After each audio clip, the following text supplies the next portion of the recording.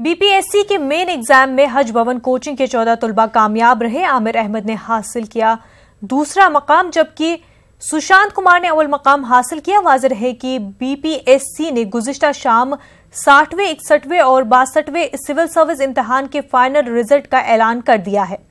Commission की website पर result और रैंक लिस्ट अपलोड कर दिया गया है। टॉप 10 में 3 खवातीन भी शामिल हैं। उम्मीदवार यौम पैदाइश की बुनियाद पर मार्कशीट डाउनलोड कर सकते हैं।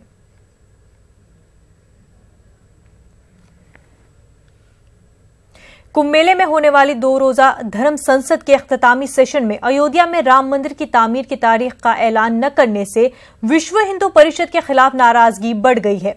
कल इख्तिताम पजीर होने वाली धर्म संसद में आरएसएस चीफ मोहन भागवत की मौजूदगी में वीएचपी कारकुनान ने हंगामा किया था।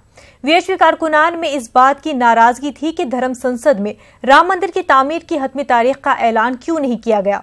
वाज़ेह है कि 30 जनवरी को कुंभ में होने वाले स्वामी स्वरूपानंद की परम धर्म संसद में 21 फरवरी से अयोध्या में राम मंदिर की तामीर शुरू करने का ऐलान किया है।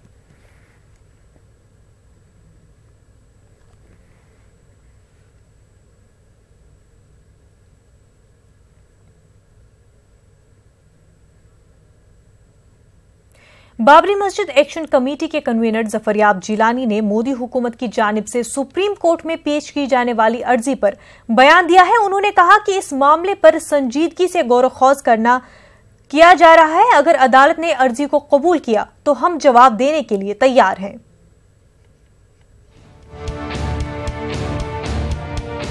आम इंतखाबात के पेश नजर बरसर इख्तिदार हुकूमत के रहनुमा जो कुछ बयानबाजी कर रहे हैं, इसे अब मुल्क के सभी लोग बखूबी समझ रहे हैं। गैर मुतनाज़ जमीन की तहवील का मामला उछालकर एक बार फिर ये इशारा दिया गया है कि इख्तिदार हासिल करने के लिए मजहब का सहारा लिया जा रहा है।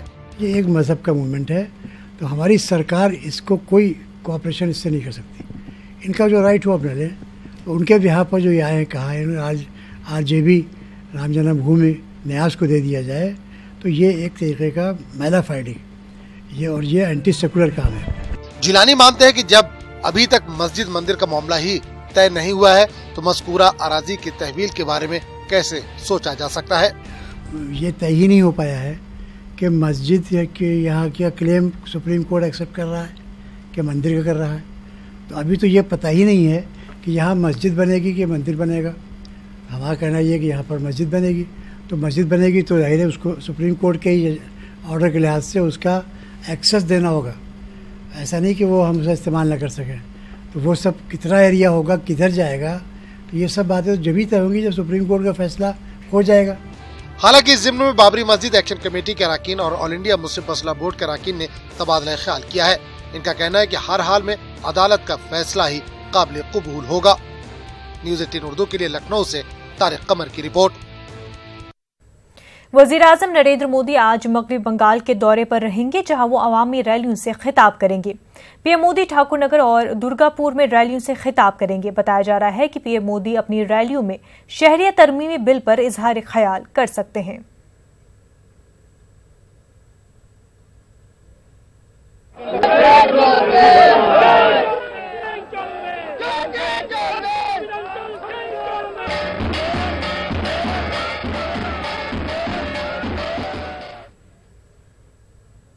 Jammu Kashmir peoples democratic party की सदर महबूबा मुफ्ती की जम्मू में प्रेस कॉन्फ्रेंस हुई। इस मौके पर एम्प्लॉयज जॉइंट एक्शन कमेटी के साबिक सदर अब्दुल क़य्यूम वानी पीडीपी में शामिल हुए। ख्याल रहे कि अब्दुल क़य्यूम वानी ने सरकारी ओहदे से इस्तीफा दे दिया और एजैक की मेंबरशिप से भी अलग हो गए हैं।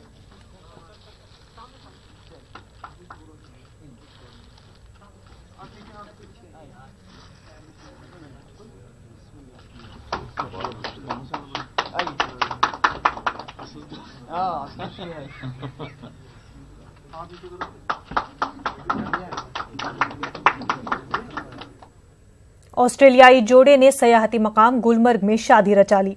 गुलमर्ग में कायम ईसाइयों के तारीखी गिरजाघर में पादरी ने जोड़े की शादी का बंदोबस्त किया।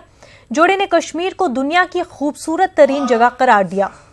यहाँ की कुदरती खूबसूरती की वजह से ही उन्होंने ऑस्ट्रेलिया के बजाय गुलमर्ग में ही शादी की तकरीब मुनक्किद करने को तरजीह दी। इस शादीशुदा जोड़े और उनके साथ मर्द ख्वातीन ने कश्मीर का रिवायती फेरन और कांगड़ी का इस्तेमाल किया। ये जोड़ा गुलमर्ग में स्कीइंग का लुत्फ भी ले रहा है।